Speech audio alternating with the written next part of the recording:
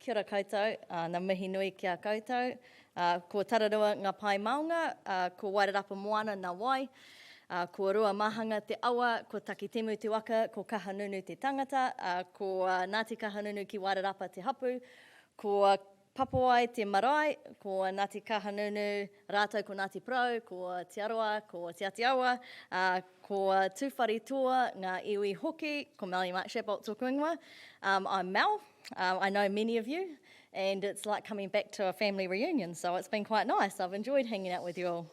I am, as you said, the CE and one of the founding members of Te Tira Whakamātaki, so I have to acknowledge the other two that are in the room, Amanda and Nick, who is hiding somewhere up there.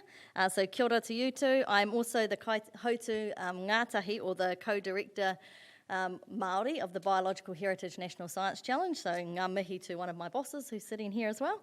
And I am the freshly minted, so I have changed roles at the Ministry for the Environment. I'm now the freshly minted DepSec, or Deputy Secretary Tūmata Kōkiri Māori Rights and Interests.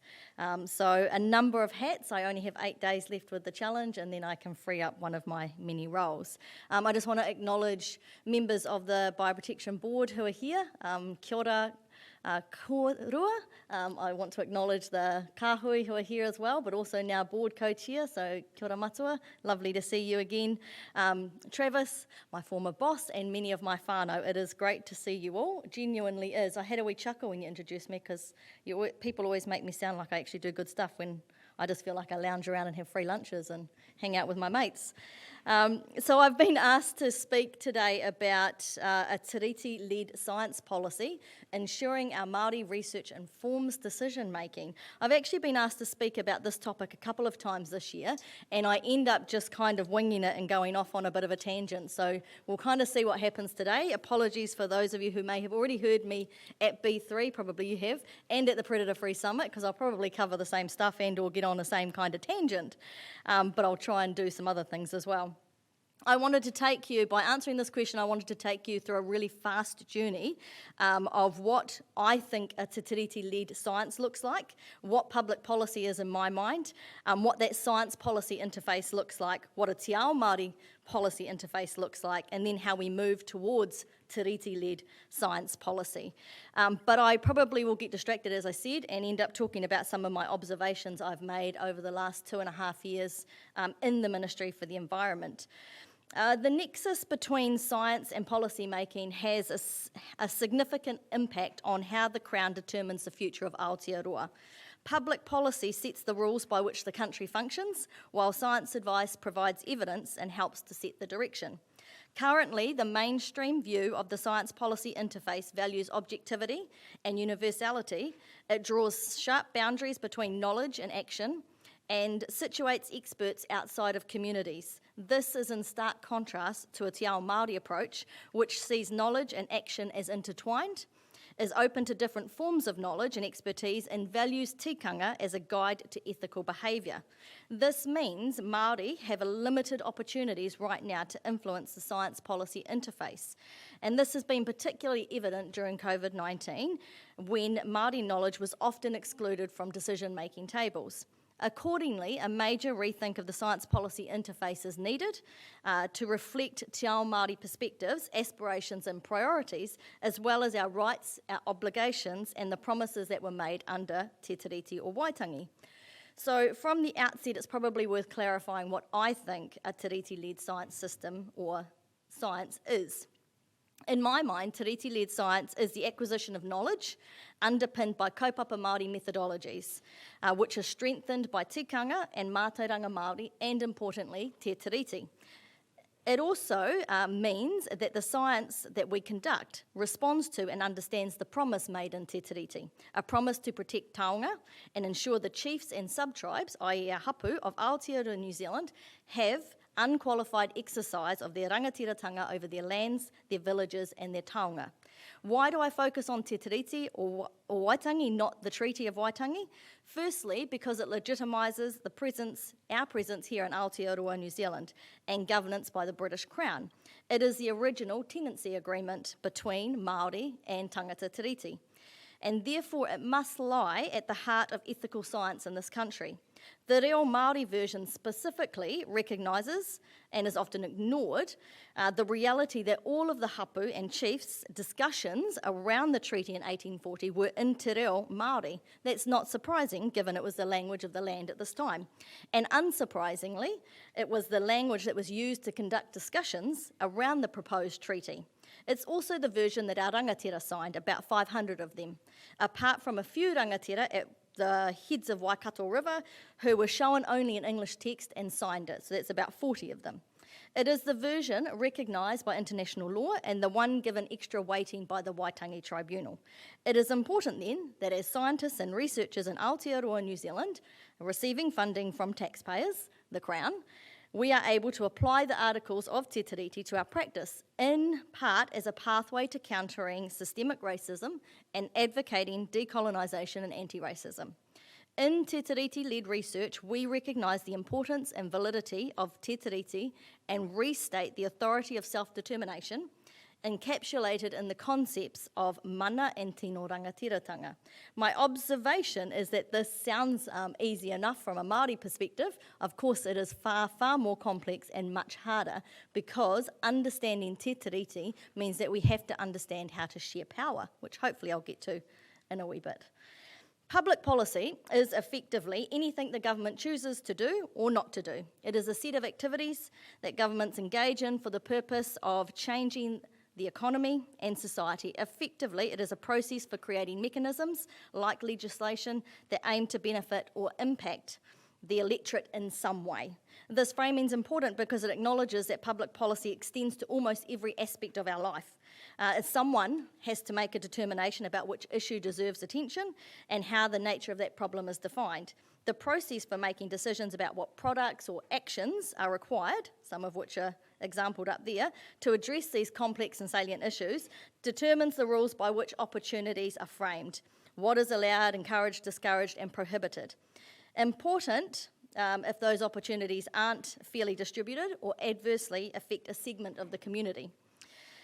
My observation working for the ministry has been that policy is far more complex in-house than it needs to be. In fact, what I've noticed is that most policy people don't actually know what policy is. They pretend it's a complex specialist tool when actually it's not very complicated at all. And in fact, the complication of it, in my mind, is in some ways done on purpose to exclude. And so in my view, sometimes policy has been weaponised to exclude. Public policy is often underpinned by public opinion, as you all know, and as Anne-Marie spoke to. It's underpinned by political ideology, electoral contracts, and sometimes evidence. It is influenced by many actors, including politicians, policymakers, scientists, the public, the media. It is often reflection of the dominant society, the dominant social and ideological values and priorities. It is created to match norms, customs, and morals of the dominant culture. It uses their values, their knowledge, and their evidence. The policy space just described around the dominant leaves little room for Māori participation or Māori leadership. This is despite the fact that the Crown's mandate for creating public policy comes from Te Tiriti, in particular Article 1, which gives the Crown the right to govern. Again, my observation around policy is that the influences of policy are often politicised organisations, as many of us will know. Sometimes they work for us, sometimes they work against us. They are often embedded in institutions where the isms are a problem, racism and sexism, for example. They operate in a wider system, again, as I said, where knowledge and systems and spaces and people have been weaponised, sometimes positively, more often negatively, to create policies that are not necessarily based on the evidence, but are based on, again, the values, the norms, the priorities of dominant sectors. So within that wider space, policy space, the government has now decided to commit to working with Māori, which is fantastic, to protect taonga species, taonga works, mātauranga Māori, and in ways that support Māori rights and interests and enable Māori to derive collective benefit. The commitment aligns with government obligations under the CBD, and is increasingly seen in policy instruments such as the Public Service Act 2020, the Cabinet Circular on Te Tiriti o Waitangi, and the Te Arawhiti Māori Crown Relations numerous guidelines, all of which highlight the government's increasing comfort with and desire to be a better treaty partner, ensuring that they engage appropriately with Māori and reflect the Te Ao Māori approach in policy and decision making. Importantly, and I'll acknowledge Dame Juliet who's here, importantly you will see this kind of language on the DPMC website. So on the Department of Prime Minister's website there is numerous documents, the Cabinet Circular and the like, talking about public sector's commitment to treaty and to embedding it in policy, processes and decision making. There's a growing acknowledgement that drawing on a singular Western knowledge system to address complex challenges like climate change is foolish, and that Māori have a long legacy as scientists, policymakers, using our tikanga and our mātauranga to scrutinise and understand the natural world and realise collective goals. So, within that science policy interface, we have an important role as scientists to support policy. To ensure that the processes that feed international decision making are done with evidence. Good policy requires facts derived from scientific analysis and values derived from policy analysis. But there is a gap between science and policy, part of which is the availability of science in a timely manner that is directly applicable for policymakers to use. The other part is the capability of policymakers to access, interpret and apply science. I'm sure some of my other ministry colleagues who are here will acknowledge that the latter is actually a big gap, the ability of policymakers to access, interpret and apply science in their policy work. The mainstream view, though, of the science policy interface is still one that values objectivity, as I said, which is very different to the way Te Ao Māori want to be incorporated into the science policy nexus. And the approach is inconsistent with this kind of changing ecosystem that we're seeing in policy, where we want to be open to Te Ao Māori, but actually we're not amending the way that we interpret the science policy interface. So the science policy interface is a place, like I said, where scientific research can easily be shared with policymakers in digestible and timely manners, hopefully, so that they can use it to inform decision making.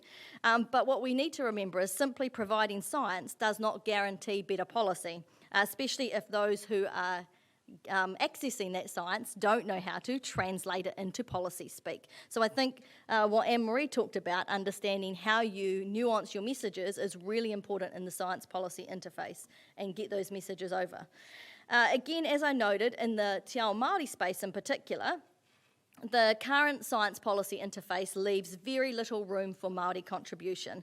Perhaps that's not surprising given the wider political atmosphere that we're in, and given the kinds of language and kōrero that come out of the wider parliament, and I'm not talking about government, I'm talking about the wider parliament, and given some of the rhetoric that we continuously hear that is anti-Māori, it's not surprising that the Te Ao Māori policy science interface is still fraught.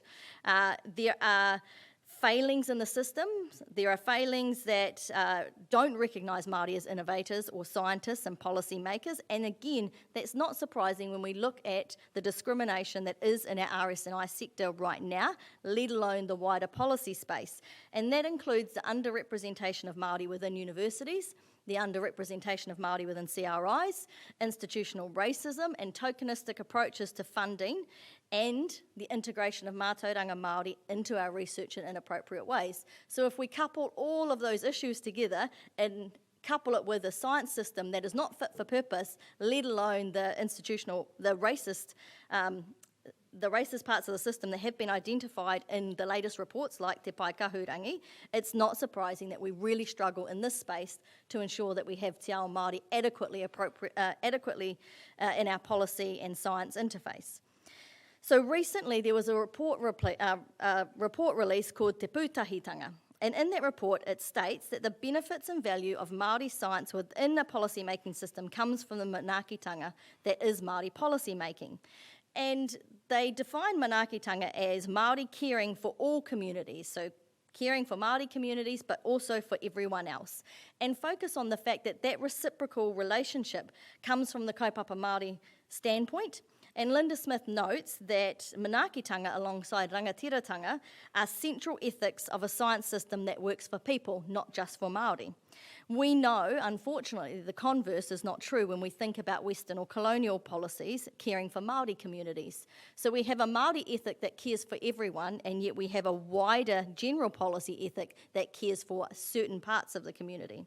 So despite knowing that public policy is important because it extends to almost every aspect of our lives, and determining the rules by which we operate under, despite knowing that the evidence-led policy-making system that creates these instruments and actions is not working for segments of the community, i.e. the other treaty partner, and knowing that there's this growing expectation from government, especially from politicians, that we will see a te ao Māori view and te tiriti represented in these same policy instruments that aren't working, it is frustrating and interesting as well, from a science perspective, to understand why the nexus between science, policy, te tiriti and te ao Māori is not working. And how do we move towards a Tiriti-led science policy approach, which is what I was tasked with talking about. So getting to a Tiriti-led science policy space means that the Crown needs to uphold its constitutional responsibilities under Te Tiriti, and in the context of the science policy interface specifically. The growing depth of treaty jurisprudence that can help inform science policy nexus is quite complex, actually. There is the newer and wide-ranging instruments and signals I mentioned around the Public Service Act that can also help us move towards a treaty-led science policy approach. But these commitments by agencies to uphold Te Tiriti need to be more than just symbolic gestures. And I guess that's my concern, is that at the moment they're largely just symbolic gestures. Māori have repeatedly shared our aspirations for Aotearoa New Zealand. We've repeatedly asked for agencies and the Crown to give effect to Te Tiriti. And specifically, we have asked the Crown to help and ensure that we are included at decision making. What we've asked for is true partnership. One of the sayings I talk about quite a bit is that if you don't understand the treaty, think of it as a marriage or a long-term relationship between partners who actually like each other, not dysfunctional ones. In the first instance, the treaty is an agreement between partners to live together in harmony for a shared aspiration. That aspiration could be to have children and create next generation. But what we have right now is not a true partnership. We don't have a partnership where we talk about what we want to do, and one of the examples I used to give, Amanda's probably heard before, is from my own marriage. A true partnership is not when your husband takes your credit card and goes and buys a car and then tells you he bought you a surprise when it's the car you didn't want. A true partnership is usually some kind of discussion and consensus about what we're doing as partnerships. What we have right now between the Crown and Māori is effectively an abusive relationship where one partner has all the power, all the resources, and makes all the decisions and tells the other partner to be happy with it. So what we are striving for is true partnership. If we say that we want to have Māori at the table, then we truly need to share power in the relationship at an equal level. And acknowledging and incorporating mātauranga Māori into evidence and into decision making in its own right is a good start. Article 2 of Te Tiriti guarantees that Māori should have critical decision-making capacity and leadership throughout the public and private sectors. Being at the table as a guest of the Crown is not tino rangatiratanga, which was promised to us in Te Tiriti. It does not lift out resources and let Māori govern them. Properly resourced science initiatives for Māori, settings that break down borders between science, policy and communities that share power, that align appropriate evidence whilst meeting community priorities and needs, and maintain and enhance Māori-centred cultural and scientific enterprise and sustainable future-focused research agendas do enhance rangatiratanga. They are Māori making decisions for themselves. So clearly, it is mutually beneficial for the Crown and Māori, in my view, to find ways to work together in partnership in science policy making and to provide optimal policy settings for this to occur. This means that we need to expand what is considered legitimised knowledge and therefore what can be considered during policy development.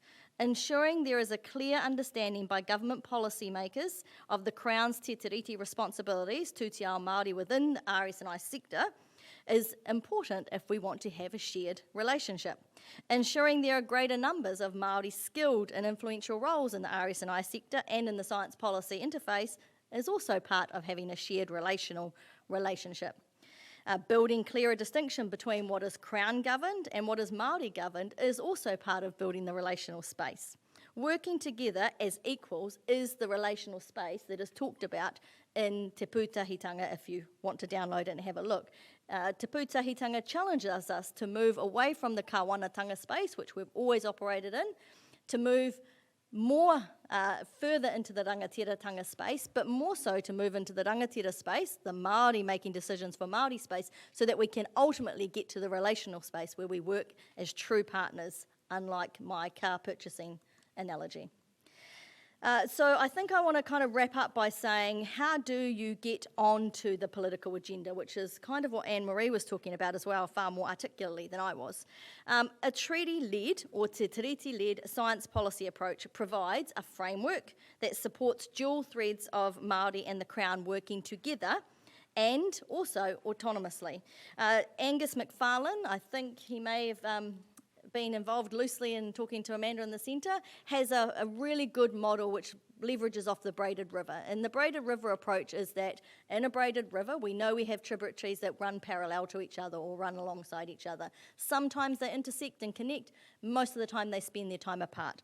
We think about, in part, the Māori-Crown relationship like that. It's actually okay to be apart in our kāwanatanga and in our rangatira space, but it is also equally important that when we come together in that relational space, we do so as true partners, not with one holding more power.